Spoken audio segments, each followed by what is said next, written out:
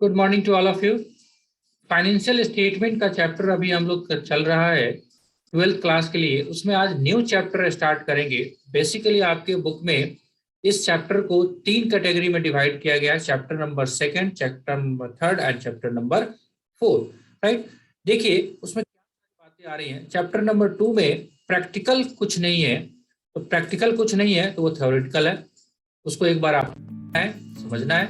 Right, उस chapter का नाम आपको जो मिलेगा वो रहेगा tools for financial statement analysis. देख रहे हैं आप यहाँ पे फाइनेंशियल स्टेटमेंट एनालिसिस के नाम से ये चैप्टर है।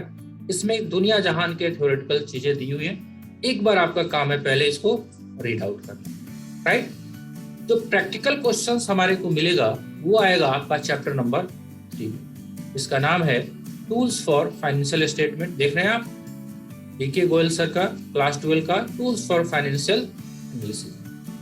इस चैप्टर का जो बेसिकली हम लोग नाम देते हैं वो देते हैं comparative statement. Right, comparative statement, comparative financial statement, all दो इसका नाम देते हैं। तो कंपैरेटिव फाइनेंशियल स्टेटमेंट की बात करें तो फाइनेंशियल स्टेटमेंट में profit and loss account as well as balance sheet दोनों आते हैं। राइट, तो क्या सारी इसमें बातें होती हैं उसको कॉन्सेप्चुअली आज अपना को डिस्कस करना है। राइट, इसके बाद एक और भी चैप्टर आएगा जिसको हम लोग बोलते हैं common size balance sheet. Right, अब ये जितने भी ये चैप्टर हैं ये दोनों, ये समझ लीजिए अगर आपके एग्जाम में ये क्वेश्चन आ गया तो आपके लिए बोनस है। बोनस इस सेंस में है, इसमें बहुत दिमाग लगाने की जरूरत नहीं है।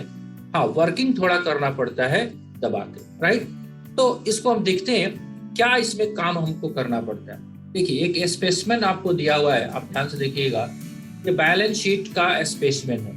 राइट, और आपको करना इसमें है फाइनेंशियल स्टेटमेंट का कंपेयर करना है पिछले सालों से। तो कंपेयर करने में क्या है, आपको क्वेश्चन दिया रहेगा।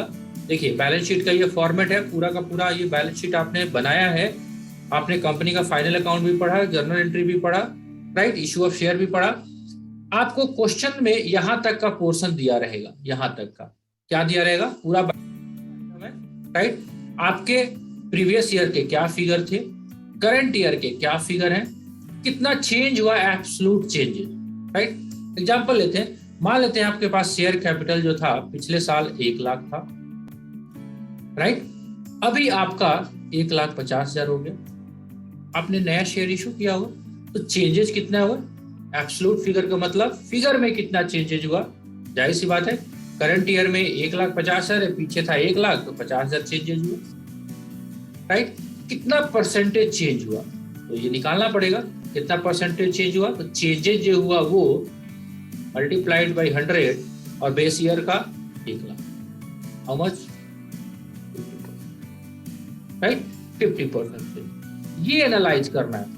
अब एनालाइज करके क्या फायदा होता है, हमको ये कंपेयर करना पड़ता है कंपैरेटिव स्टेटमेंट में कि हमारा जो प्रीवियस फाइनेंशियल ईयर में जो भी बैलेंस शीट्स के आइटम थे, जो भी प्रॉफिट एंड लॉस अकाउंट के आइटम थे, वो फिगर और इस साल के फिगर में कितना मेरा चेंजेज आया है और वो चेंजेस कितना परसेंटेज है, ताकि हम एनालाइज कर पाए कि हम लास्ट ईयर में कहाँ पे थे और करंट ईयर में कहाँ पे थे।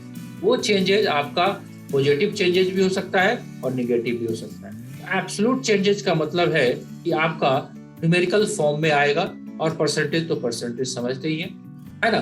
दोनों कैटेगरी में एनालाइज करना जरूरी। क्यों?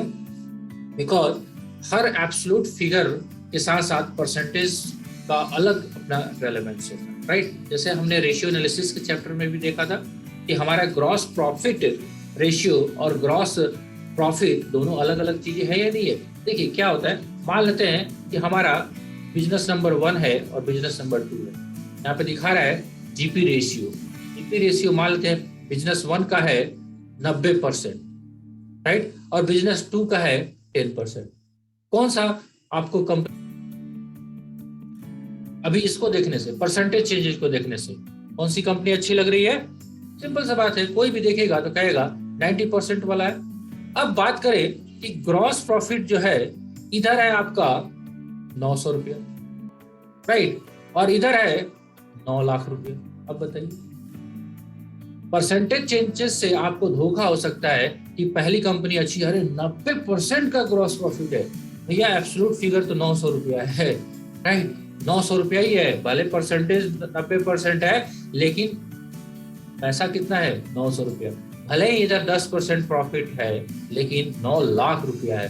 तो these are the relevance, absolute figure का भी अपना रेलेवेंस है एंड परसेंटेज का भी अपना रेलेवेंस है। तो आपको क्वेश्चन जो मिलेगा कंपैरेटिव बैलेंस शीट बनाने के लिए, इसमें कुछ नहीं करना है, क्वेश्चंस आपको एक बार फॉर्मेट पूरा कंपनी का ये फाइनेंशियल स्टेटमेंट आपको बना के दिया हुआ है, राइट, और इसी से आपको क्या कर लेना है, एनालाइज कर लेना, राइट, ठीक है।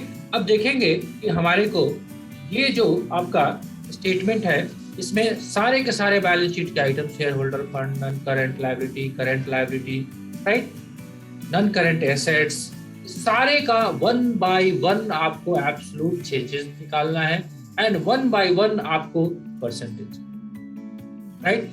आपको बैलेंस शीट्स का भी कंपैरिजन करना है और साथ ही साथ आपको प्रॉफिट एंड लॉस अकाउंट का भी कंपैरिजन करना है। इसलिए इस चैप्टर का नाम है कंपैरेटिव स्टेटमेंट, यानी कि करना कुछ नहीं है, पिछले साल से इस साल को कंपेयर करना है, कितना एब्सोल्यूट फिगर आया और कितना आपका परसेंटेज फिगर, राइट। तो रियल अकाउंट का भी आप एक बार बैलेंस देख लीजिए, previous year, current year, absolute changes, percentage. Simple सा काम इसमें करना है, बहुत इसमें कोई रॉकेट साइंस है नहीं। देखिए आपको क्वेश्चंस मिलेगा, हाँ एक चीज बस ध्यान में रखना है, जब आपको क्वेश्चंस, तो आपके पास करंट ईयर का साइजिंग इधर रहेगा और प्रीवियस ईयर का साइजिंग इधर रहेगा। जब हम क्वेश्चंस करने जाएंगे तो ये फिगर जो है आपस में एक दूसरे को उलटेंगे। क्यों?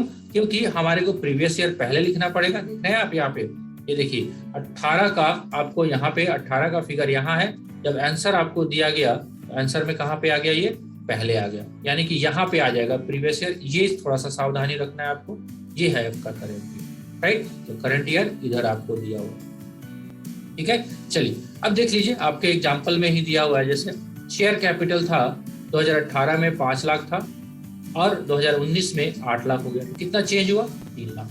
तो परसेंटेज 60% दिया हुआ, कैसे आया होगा?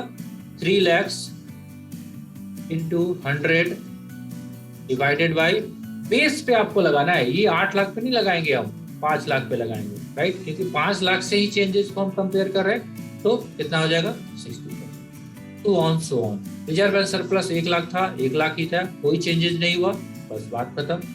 आपके पास long term borrowing 3 lakh, 4 lakh, 1 lakh changes हुआ। 1 लाख 3 लाख का कितना परसेंटेज है? 33.3। ये है बोनस क्वेश्चंस। बोनस अगर आया एग्जाम में, कुछ नहीं करना है, क्वेश्चंस को उतारिए, 2 कॉलम ऐड कीजिए, एब्सोल्यूट चेंजेस का और percentage, same like balance sheet में भी और सेम लाइक आपका प्रॉफिट एंड लॉस अकाउंट में। अब रेशियो एनालिसिस चैप्टर हमने खत्म किया था, तो मुझे लगा कि उसके साथ ही इसको हम लोगों को कर लेना चाहिए, बिकॉज इस चैप्टर में कुछ खास है नहीं। हाँ, इसका रेलेवेंस है, हम क्यों कंपेयर कर रहे हैं ये आपको जानना जरूरी है। ये कंपेयर इसलिए किया जाता है ताकि हमको अपने प्रीवियस ईयर से करंट ईयर में जो भी चेंजेस आए हैं उसको हम एनालाइज कर पाए कि भैया पिछले साल हम क्या पोजीशन में थे, इस साल हमारा क्या पोजीशन में है।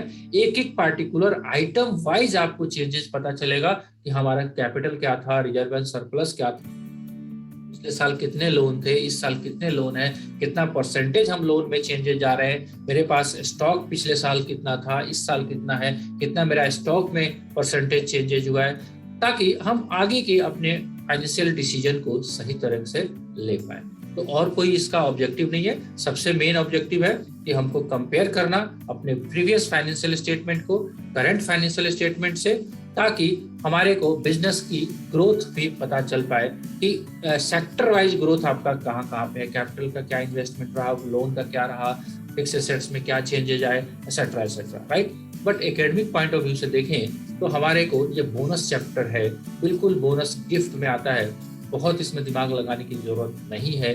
तो इसलिए मैंने इसको बहुत लंबा डिस्कशन पे नहीं रखा हुआ है, बहुत शॉर्ट में आप क्वेश्चंस को ट्राई करेंगे, राइट। इस चैप्टर का एक लेक्चर हम लोग लगाएंगे, उसके लिए वो है आपका कॉमन साइज, जिसमें थोड़ा सा कॉन्सेप्ट अलग है। तो पहले उससे पहले हम कंपैरेटिव स्टेटमेंट में जो भी 15-20 एग्जांपल्स हैं, आप क्वेश्चंस को ट्राई करिए। हाँ, लिखने में थोड़ा टाइम लगेगा, लेकिन ये है मजेदार चैप्टर, बोनस के तौर पे आपको आएगा। सिंपल आप घूमते हुए पिज्जा बर्गर खाते हुए इस क्वेश्चन को कर सकते। आई थिंक आज के लिए इतना रखते हैं आपका टॉपिक, है ना। आप क्वेश्चंस इलस्ट्रेशन ट्राई करिए, कम से कम 4-5 तो एक दिन में कर लीजिए, 1 से 2 दिन लगा के इस चैप्टर को हम फिनिश कर ले तो हमारे को बात बन जाएगी, राइट। चलिए तो आज के लिए इतना रहने देते हैं, ठीक है जी। चलिए मिलेंगे हम लोग नेक्स्ट लेक्चर में। अगर इस टॉपिक में डाउट रहता है तो उसको पहले देखने का कोशिश करेंगे, अगर डाउट नहीं रहता है तो कॉमन साइज बैलेंस शीट्स को भी हम डिस्कस कर लेंगे। आप ये मत समझिए कि ये चैप्टर मैंने बहुत जल्दी फास्ट कर दिया, इस चैप्टर में कुछ खास है ही नहीं, लेकिन एक वे आपको दिखाना है कि भाई ये चैप्टर ऐसा ना लगे ये चैप्टर छूट गया, हमारे सिलेबस में कवरेज से बाहर रह गया, राइट। ठीक है, चलिए मिलते हैं हम लोग नेक्स्ट लेक्चर में, तब तक बाय।